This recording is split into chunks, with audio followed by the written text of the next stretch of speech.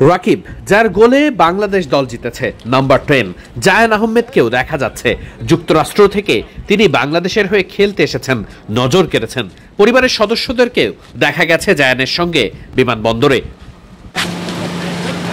বিমানবন্দরে পরিবারের সদস্যদের সঙ্গে জায়ান আহমেদকে দেখা গিয়েছে। নিজস্ব গাড়িতে করেই তিনি বাড়ির পথ ধরেছেন, যদিও তাকে যুক্তরাষ্ট্রে আবারও ফিরতে হবে। হামজা চৌধুরী ইংল্যান্ডে, ফাহমিদুল ইতালিতে, সামিদ সোমো ফিরে গেছেন কানাডায়।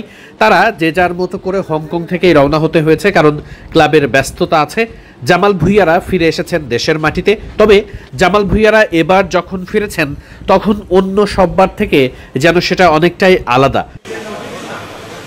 ঠিক ক্রিকেট দলের মতো করে। অর্থাৎ ক্রিকেট দল যখন বিমানবন্দরে আসে তখন গণমাধ্যম কর্মীদের যেমন উপচে পড়া ভিড় থাকে, ঠিক একই দৃশ্য প্রত্যক্ষ করতে শুরু করেছে বাংলাদেশ ফুটবল দলও। তপু বর্মন, রাকিবরা যখন বিমানবন্দরের ভিআইপি গেট থেকে বের হয়ে আসছিলেন তখন তাদের চোখে মুখের এই অভিব্যক্তিই বলে দেয় এই দৃশ্যটা যেন বদলে গেছে।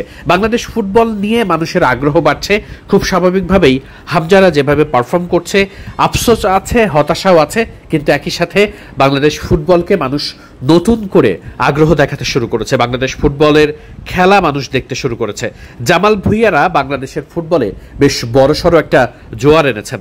এই স্রোতে জামাল ভুঁইয়াই প্রথম যোদ্ধা, যিনি বাংলাদেশের হয়ে খেলতে অনেক দূর দেশ থেকে চলে এসেছিলেন বাংলাদেশে। সেই সময়টাতে লম্বা সময় ধরেই তিনি যুদ্ধ করে গেছেন। হামজা চৌধুরী, সামিদ সোমরা এরপরে এসেছেন, ফাহমিদুল এসেছেন, জায়ান আহমেদের মতো তরুণ তুর্কিরাও আসছেন বাংলাদেশের হয়ে খেলতে।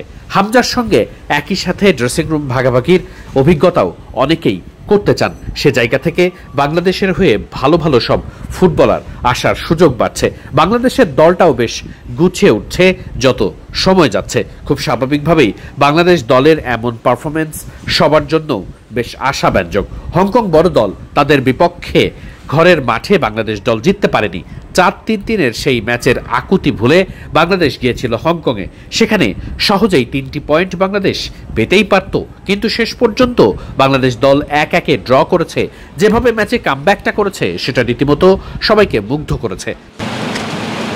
বিমানবন্দর থেকে বাংলাদেশ ফুটবল দলের ফুটবলাররা এখন যার যার বাড়ির পথে ফিরে যাবেন। এরপরে তাদের কিছুদিনের বিশ্রাম হয়তোবা তারা পাচ্ছেন, যদিও ক্লাব ফুটবলের ব্যস্ততাও শুরু হয়ে যাচ্ছে অনেকেরই।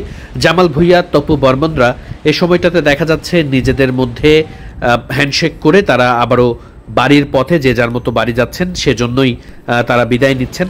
খুব স্বাভাবিকভাবেই এই দৃশ্যগুলো নিশ্চয়ই আগামী দিনগুলোতে আরও বড় হবে। বাংলাদেশ ফুটবল দল বড় বড় জয় নিয়ে ফিরবে এবং বড় বড় মঞ্চে পারফর্ম করবে, সেই প্রত্যাশাই সকলেই করছে। হামজা চৌধুরীরা নিশ্চয়ই খুব ভালোভাবেই ইংল্যান্ড, ফাহমিদুলরা ইতালিতে পৌঁছাবেন, সেটাই প্রত্যাশা।